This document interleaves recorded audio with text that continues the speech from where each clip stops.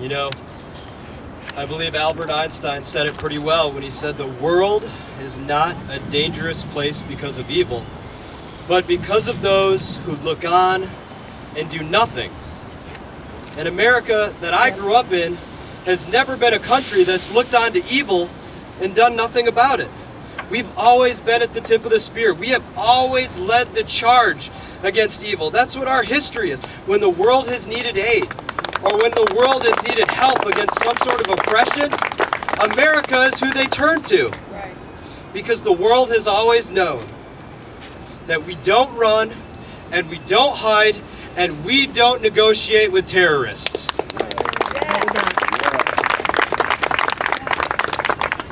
You know, we as Americans, we don't have to look very far to see examples of the evil that is Iran. We can go really to any city and we can find service members who have had their limbs separated from their bodies by Iranian-made IEDs.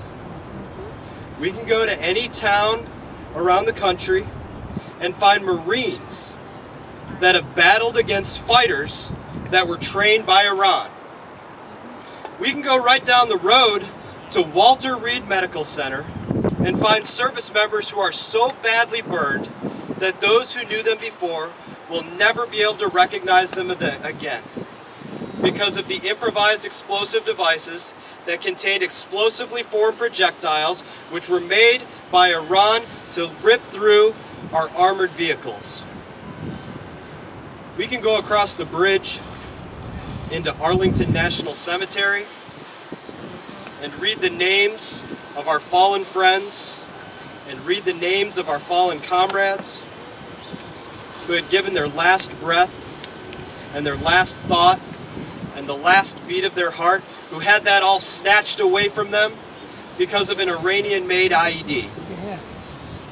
It was by Iranian hands that nuts and bolts and screws were placed into improvised explosive devices in order to put so many holes in the bodies of our service members that we couldn't plug each one of them before they bled out on the battlefield.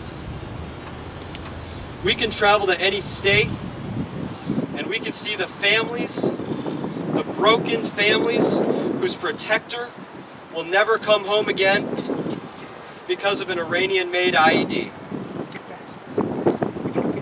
We can read our own history. We can read the history of the 52 hostages that were held by Iran from 1979 to 1981.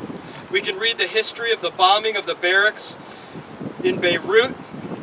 And we can read the history of the hostages that have been held in Iran up until late that we didn't even negotiate for. Congress, Senate, President Obama, if you push this deal through, you will have the blood of U.S. service members on your hands. This deal condones the killing of U.S. military personnel through their proxies, and it enables the future killing of men and women who selflessly defend this country. The defenders of this country defend it by a warrior ethos. Our ethos is to always place the mission first, to never accept defeat, to never quit, and to never leave a fallen comrade. And I'd like to ask President Obama, where is your warrior ethos, President Obama?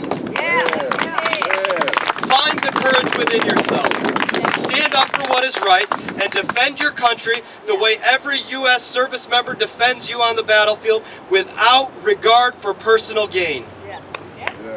I'd also like to say to Ayatollah Khomeini, you may have fooled some of our leaders, but you have not fooled the American people. We have the common sense to trust that you will continue to do exactly what you have done for the last 35 years, attacking the United States of America wherever it is that you can. We have the common sense to know that a snake is a snake, and that is exactly what you have proven to be. It is the American people who are the backbone of the United States of America. And we are a country of the people and by the people and for the people of the United States of America will not stand for this deal.